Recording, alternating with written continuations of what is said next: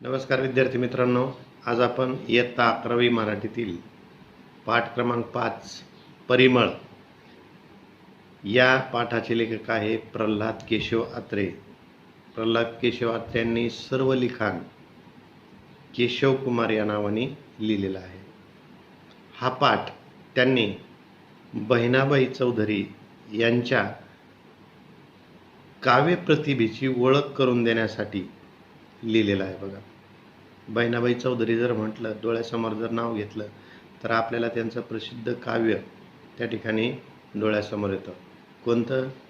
अरे संसार संसार जसा तवा चुल्यावर, आधी हाताला चटके मग मिळते भाकर. बहिणाबाई चौधरींच्या बाबतीत जर आणखी काही सांगायचं ठरलं तर बहिणाबाई चौधरी ह्या अशिक्षित होत्या, निरक्षर होत्या. त्यांना कसल्याही प्रकारचं लिखाण करता येत नव्हतं, परंतु प्रचंड अशी असामान्य अशी प्रतिभा, काव्य प्रतिभा त्यांच्यामध्ये होती. ज्या समाजामध्ये घटना घडत होत्या, शेती संदर्भातली कामं चालायची, घरामधली कामं चालायची, त्या कामावरती, त्या कार्यावरती सहज बसल्या बसल्या त्या काय करायच्या?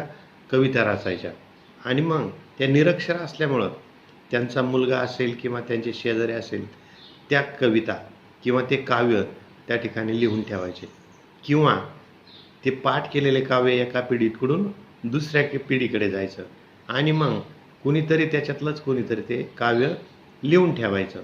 अशा कित्येक कविता आहे की त्यांच्या लिहिल्या गेल्या नाही, लुप्त झाल्या. कारण बहिणाबाई चौधरी निरक्षर होत्या आणि निरक्षर असल्यामुळे त्या लिहित नव्हत्या कविता. फक्त चालता चालता जे कार्य त्यांच्या जीवनाच्या संदर्भात घडायचं त्या कार्यावरती त्या कविता करायच्या. आणि मग जर कोणी शिक्षित असलं त्यांच्या शेजारी तर त्या कविता ते लिहून ठेवायचं, किंवा एका पिढीकडून दुसऱ्या पिढीकडे त्या कविता जायच्या. आणि मग अशा प्रकारे मग एक वेळ अशी काय झाली की बहिणाबाईंच्या कविता त्या ठिकाणी समाजाला त्या ठिकाणी उपलब्ध झाल्या. हे या संदर्भातलं हे बहिणाबाईंची गावे या काव्यसंग्रहाला प्रल्हाद केशव अत्रे म्हणजे केशव कुमारने लिहिलेली ही प्रस्तावना आहे की कशा संदर्भात माहिती त्यांनी या काव्यसंग्रहाची दिलेली आहे. बघा, तर प्रत्यक्ष पाठ आपण आज या ठिकाणी बघूया. पाठ क्रमांक 5 परिमळ. परिमळ म्हणजे काय? सुगंध, सुवास. एखाद्या फुलाचा खूप चांगला सुवास येतो आणि मग आपण वारंवार काय करतो? त्या फुलाचा उल्लेख करतो, नाही हे मला खूप फुलं आवडतं. अशाच प्रकारे त्या बहिणाबाई चौधरींच्या ज्या कविता आहेत त्या खूप काही सांगून जातात.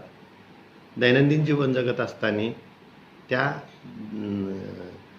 त्यांच्या संसारामध्ये कोणकोणत्या अडचणी आल्या, आनंद निर्माण झाला, दुःख निर्माण झालं, अडचण निर्माण झाल्या, त्याच्यावरती बहिणाबाई चौधरी यांनी या काव्यतेची रचना केलेली आहे. बघा, थोडक्यात परिचय प्रल्हाद केशव अत्र्यांचा.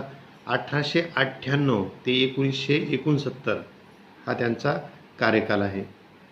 नामवंत लेखक, कवी, नाटककार, विनोदकार, चित्रपट कथालेखक, वक्ता, शिक्षणतज्ज्ञ म्हणून परिचित आहेत ते. त्यांच्या असामान्य कर्तृत्वाने वाङ्मय व इतर क्षेत्रात त्यांनी मानदंड निर्माण केलेले आहे. केशव कुमार या टोपण नावाने त्यांनी काव्यलेखन केलेले आहे. झेंडूची फुले हा त्यांचा विडंबरपर कविता संग्रह प्रसिद्ध आहे. साष्टांग नमस्कार याचबरोबर तो मी नव्हेच, कवडी चुंबक, ब्रह्मचारी, डॉक्टर लागू, मोरूची मावशी इत्यादी त्यांनी लिहिलेली लोकप्रिय नाटकं प्रसिद्ध झालेली आहेत. अशा गोष्टी, अशा गमती, फुले आणि मुले इत्यादी कथासंग्रह त्यांचे प्रसिद्ध झालेले आहे. करेचे पाणी हे त्यांचं आत्मचरित्र आहे, ते देखील प्रसिद्ध झालेलं आहे. साने गुरुजींच्या श्यामची आई या पुस्तकावरती त्यांनी चित्रपट काढलेला आहे आणि त्या चित्रपटाला पहिलं सुवर्ण कमळ देऊन गौरवण्यात आलेलं आहे. 1942 साली झालेल्या अखिल भारतीय मराठी साहित्य संमेलनाचे ते अध्यक्ष म्हणून त्यांनी काम पाहिलेलं आहे. प्रस्तुत पाठ हा आचार्य अत्रे यांनी बहिणाबाईंची गाणी या काव्यसंग्रहाला लिहिलेली प्रस्तावना होय. या प्रस्तावनेतून आचार्य अत्रे यांनी बहिणाबाई चौधरी यांच्या असामान्य प्रतिभेची ओळख आपल्या ओघवत्या व भावपूर्ण शब्दात करून दिली आहे. ग्रामीण जीवन, कृषी जीवन यांच्याशी निगडीत संस्कृतीचे बहिणाबाईंच्या मनावर खोल संस्कार झालेले होते. त्यामुळे त्यांची कविता ग्रामीण भावविश्वाचे व कृषी संस्कृतीतील शेकडो तपशिलाचे सहज संदर्भ देते. माणुसकी, निसर्गाची समरसता, श्रद्धा आणि खेड्यातील समूहजीवन या संबंधीची जाणीव त्यांच्या कवितेतून प्रकटली आहे. त्यांच्या काव्यातील खानदेशी बोलीचा गोडवा विशेषत्वाने जाणवणारा आहे. आता हा जो पाठ आहे परिमळ, प्रल्हाद केशव यात्रेंनी बहिणाबाई चौधरींच्या काव्यसंग्रहाला लिहिलेली प्रस्तावना आहे आणि त्या प्रस्तावनेमध्ये त्यांनी बहिणाबाई चौधरींच्या या कविता, त्या ठिकाणी या कवितांचा कशा प्रकारे शोध लागला, त्यांनी कोणकोणत्या कविता लिहिलेल्या आहे याचा उहापोह या प्रस्तावनेमध्ये केलेला आहे. कोणत्याही पुस्तकाला एक प्रस्तावना असते बघा, आणि मग ती ज्या लेखकाने लिहिलेली असते त्याच्यापेक्षा त्याच्यासारखाच लेखक किंवा त्याच्यापेक्षा उत्कृष्ट लेखक त्याने ते पुस्तक वाचल्यानंतर त्याला काय वाटलं या संदर्भात केलेला तो उहापोह असतो. आणि मग प्रल्हाद केशव यात्रेंनी देखील ही प्रस्तावना कशा प्रकारे मांडलेली हे आपण प्रत्यक्ष बघूया. एखाद्या शेतात मोहराचा हंडा अचानक सापडावा. मोहराचा हंडा म्हणजे काय? सोन्याने भरलेला मोहराचा हंडा. एखाद्या शेतात मोहराचा हंडा अचानक सापडावा तसा बहिणाबाईंच्या काव्याचा शोध गेल्या दिवाळीत महाराष्ट्राला लागला. शास्त्राप्रमाणे वाङ्मय शोध क्वचितच लागतात. या ठिकाणी काय म्हणला आत्रे, काय म्हणतायत की एखाद्या शेतामध्ये एखाद्या शेतकऱ्याला अचानक सोन्याने भरलेला मोहराचा हंडा ज्याप्रमाणे सापडतो, त्याचप्रमाणे गेल्या दिवाळीमध्ये आम्हाला असा शोध लागलेला आहे, कविताचा शोध लागलेला आहे. शास्त्रामध्ये म्हणजे विज्ञानामध्ये शोध हे क्वचितच लागतात. त्याचप्रमाणे साहित्यामध्ये देखील त्या ठिकाणी आहे की वाङ्मयामध्ये अशा प्रकारचे शोध हे क्वचितच लागलेले असतात. आणि मग अशा प्रकारचा शोध त्या ठिकाणी आत्रेंना लागलेला आहे. आत्रेंनी या ठिकाणी बहिणाबाईंच्या कविता खऱ्या अर्थाने समाजाला त्या ठिकाणी उपलब्ध करून दिलेल्या आहेत. त्याच्या अगोदर या बहिणाबाईंच्या कविता कोणालाही त्या ठिकाणी माहिती नव्हत्या. प्रके आत्रेला त्याचा शोध लागलेला आहे. प्रके आत्रेंनी त्या ठिकाणी या कविता समाजासाठी उपलब्ध करून दिलेल्या आहे. कशा प्रकारे उपलब्ध करून दिल्या, कशा प्रकारे शोध त्याचा लागलेला आहे हे आपण पुढे बघूया. 16 वर्षापूर्वी मराठी साहित्यात असाच एक मौल्यवान शोध लागला. लक्ष्मीबाई टिळकांची स्मृतिचित्रे प्रसिद्ध झाली तेव्हा. लक्ष्मीबाई टिळक यांची स्मृतिचित्रे ज्यावेळेस प्रसिद्ध झाली त्या काळची गोष्ट आहे.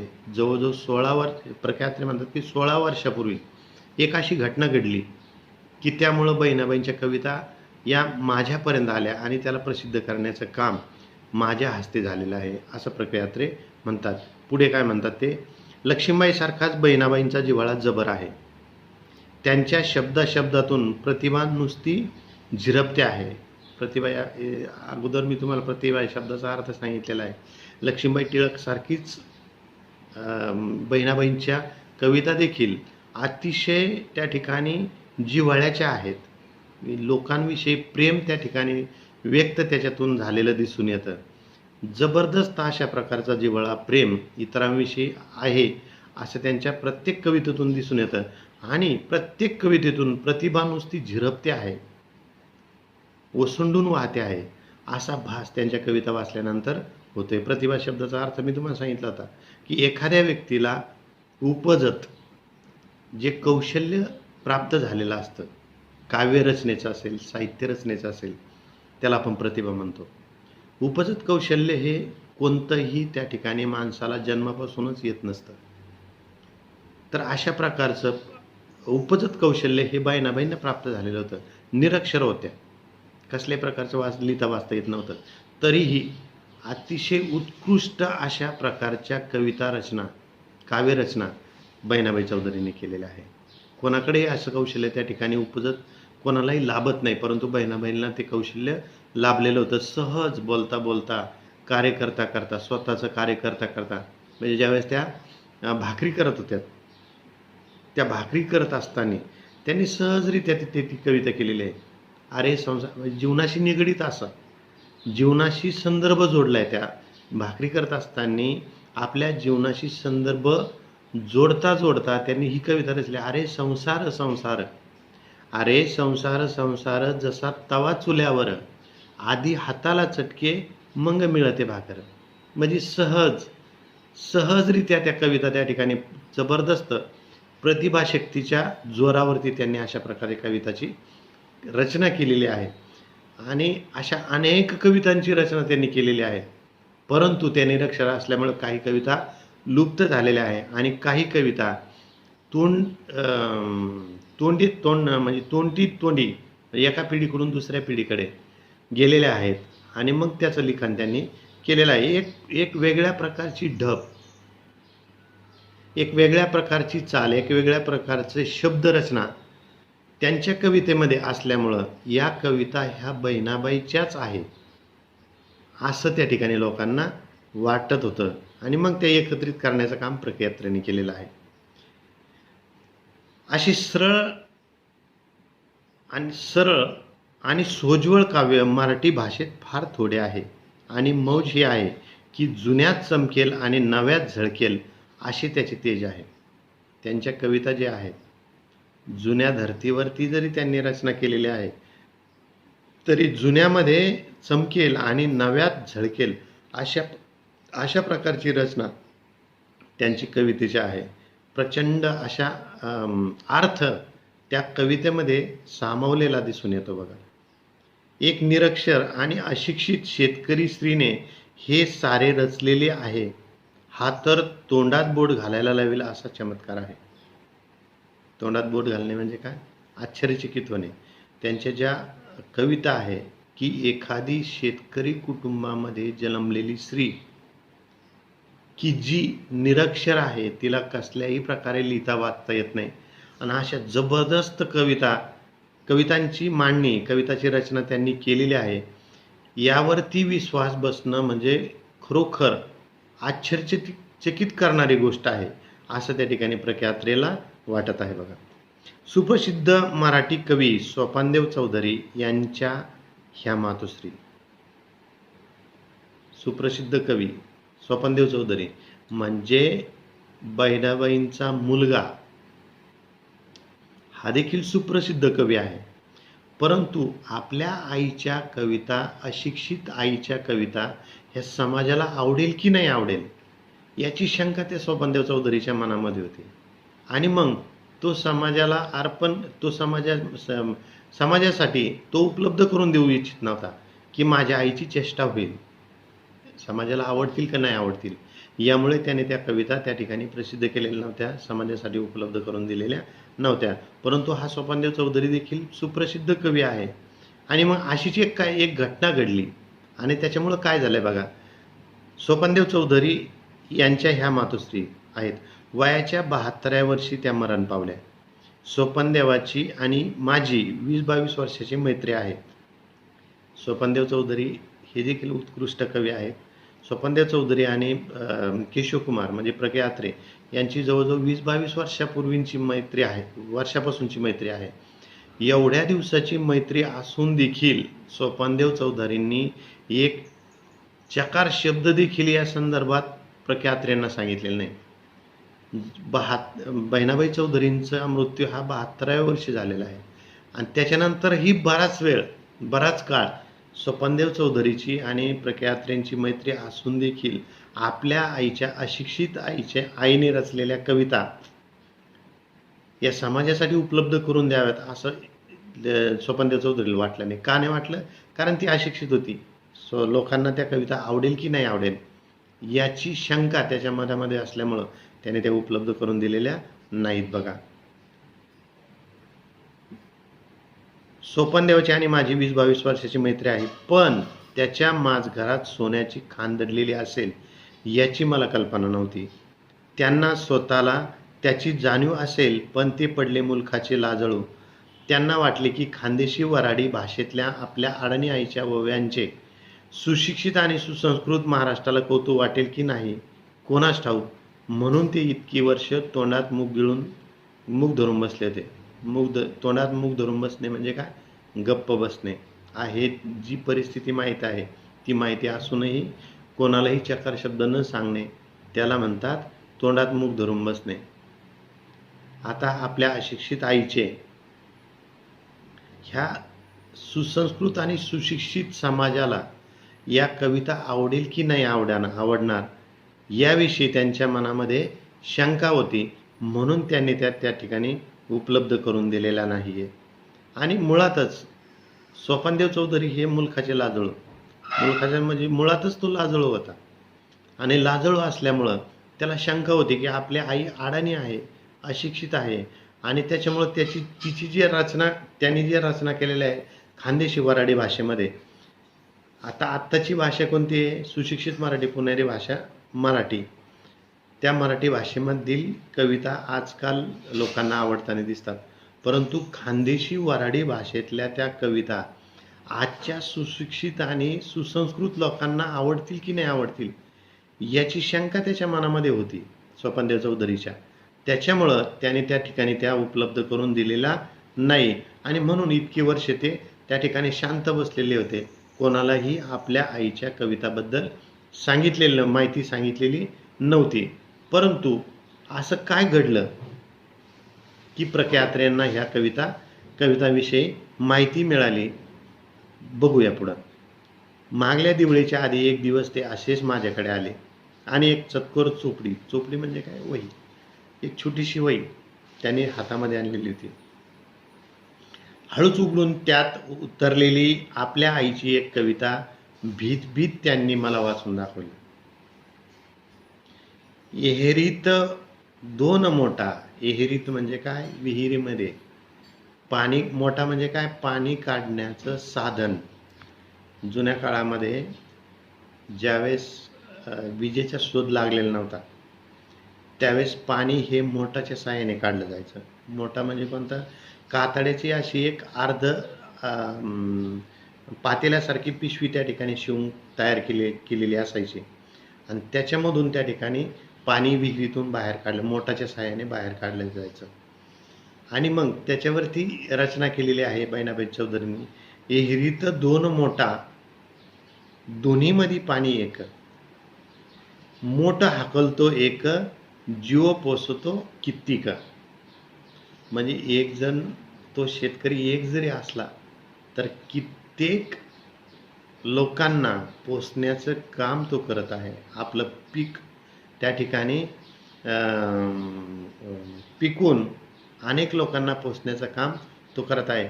म्हणजे अशा चारोळीमधून, छोट्या चारोळीमधून अनेक म्हणजे असंख्य अशी स्वरूपाची माहिती त्याच्यातून निर्माण करण्याची ताकद, प्रतिभा बहिणाबाई चौधरीमध्ये होती.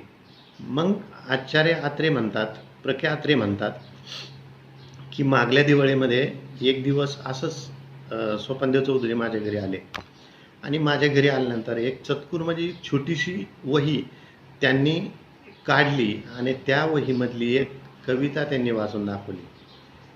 आणि ही कविता वाचल्यानंतर प्र.के. अत्रे अक्षरशः भारावून गेलेले आहे. कारण त्याची जाणीव त्यांना झालेली आहे की अशा प्रकारची रचना एकदम जबरदस्त अशी प्रतिभावंत कवयित्रीच करू शकते यावरती प्र.के. अत्रे यांचा विश्वास होता. आणि ती कविता ऐकल्याबरोबर अक्षरशः ते तुटून पडले, अक्षरशः भारावून गेले, आश्चर्यचकित झाले.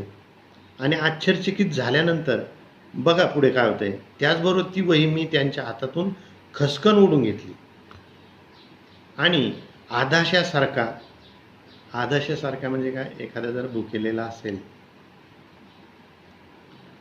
भुकेलेला प्राणी असेल किंवा एखादा भिकारी असेल किंवा मूल असेल, ज्यावेळेस त्याच्या समोर 5 पक्वानाचं अन्न ठेवलं जातं आणि ठेवल्यानंतर तो असा, ते अन्न कधी मी खाईन आणि कधी नाही अशी त्याची नजर झालेली असते, नजर त्या अन्नावरती पडलेली असते. अशा प्रकारच्या आदाशीपणे, भुकेल्यापणे त्या प्र.के. अत्रेंनी त्या स्वपनदेव चौधरीच्या हातामध्ये असलेली ती वही, छोटीशी वही अक्षरशः खसकन ओढून घेतली, त्याच्या हातामधून खसकन उडून घेतलेली, एवढं आश्चर्यचकित ते झालेले आहे की अशा प्रकारच्या रचना आत्तापर्यंत का बरं मला मिळाल्या नाही, का बरं मला वाचायला मिळाले नाही, अशी धारणा त्या प्रख्यात्र्यांची त्या ठिकाणी झालेली आहे बघा. आणि मग ते त्याच्याकडून ती वही घेतल्यानंतर आणि आदाशासारख्या साऱ्या कविता भरभर चाळल्या. भाषेची मला कुठेही अडचण आली नाही. मी ओरडून सोपानदेवाला म्हणलो, अहो हे 52 कशी सोने हे महाराष्ट्रापासून लपून ठेवणे हा गुन्हा आहे. त्या क्षणी हे काव्य प्रसिद्ध करायचे आम्ही ठरवले. ज्यावेळेस स्वपनदेव चौधरींनी ती कविता वाचून दाखवली त्यावेळेस अक्षरशः अचंबित झाले. प्रख्यात्रे अक्षरशः अचंबित झाले की एवढ्या जबरदस्त कविता आत्तापर्यंत ह्या उपलब्ध का करून दिल्या नाही, का मला दाखवल्या नाही, अशी विचारणा अक्षरशः ओरडून स्वपनदेवांना ते म्हणलेले आहे की अहो हे 52 कशी सोनं म्हणजे कोणतं, 24 कॅरेट सोनं की ज्याला कसल्याही प्रकारचा डाग नसतो. पिळेची अंगठी जी असते ना ती 24 कॅरेट सोनं असतं की ज्याला कसल्याही प्रकारचा डाग नसतो, निव्वळ सोनं, त्याला 52 कशी सोनं म्हणतात. म्हणजे कसल्याही प्रकारची खोट नसणारा, कसल्याही प्रकारची त्रुटी नसणारं असं सोनं, साहित्यातील सोनं तुम्ही का बरं लपून ठेवलं, आतापर्यंत का बरं उपलब्ध करून नाही दिलं, असं प्रख्यात्रे अक्षरशः ओरडून सोपानदेवांना म्हणतात.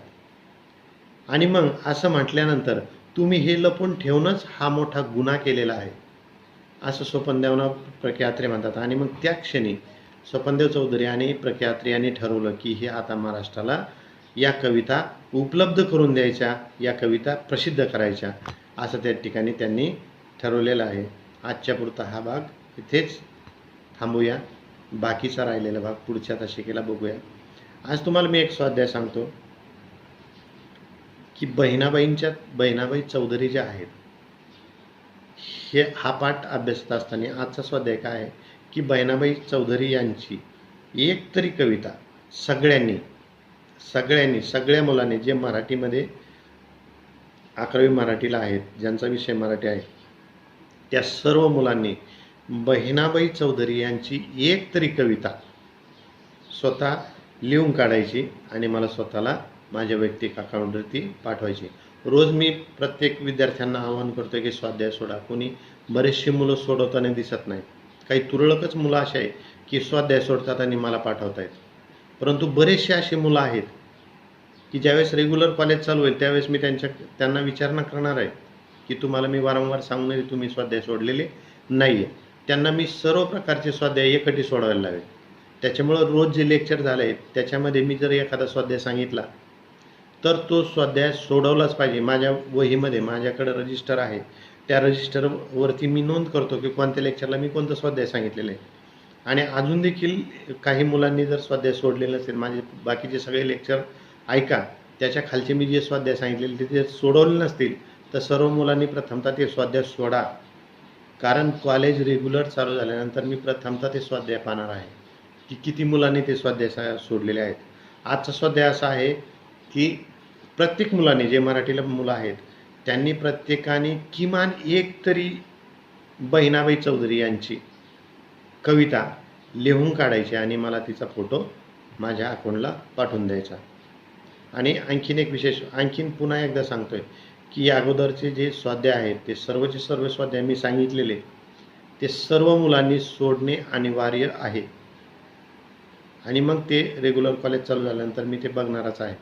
लवकरच लस उपलब्ध होईल अशी अपेक्षा करूया आणि लवकर आपलं कॉलेज चालू होईल ही पण अपेक्षा करूया. स्वाध्याय सोडलेलं, कारण अभ्यास त्याच्यातूनच होणार आहे. तुम्हाला मी शिकवतोय, काही अडचणी असल्या माझ्या शिकवण्यातून तुम्हाला काही समस्या आलेली असेल, काही समजलं नसेल तर मला वैयक्तिक फोन करून विचारू शकता की सर आम्हाला हे शक्यतो पाठ आणि पद्यातलं न समजण्यासारखं काहीच नसतं, फक्त व्याकरणामधलंच थोडंफार अवघड जाऊ शकतं, तर ते मला विचारा. आजच्या पुरतं एवढं. धन्यवाद.